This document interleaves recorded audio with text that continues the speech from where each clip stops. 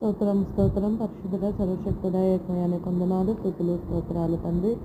ఈ ఉదయకాల సమయంలో నీ మందిర ఆవరణంలో నేను అడుగుపెట్టి నేను మహిమపరిచే భాగ్యం అందరికి ఇచ్చినందుకు నీకు స్తోత్రాలు. నేను ఎవరి అక్కడితో వచ్చిన్నారు, ఎవరి ఆకలితో వచ్చినారు, ఏదైతే అడుగుతున్నారో అది ఏసు నామూలో పొందుకునేలా సహాయం దయచేయండి.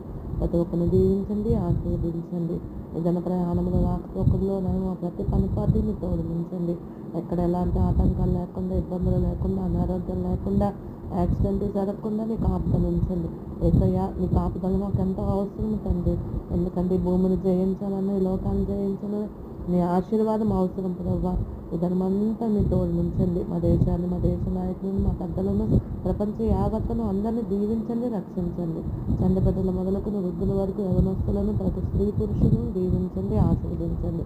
దేవానికి స్తోత్రాలు. ప్రతి ఒక్కరిని ఆశీర్వదించండి నాయన.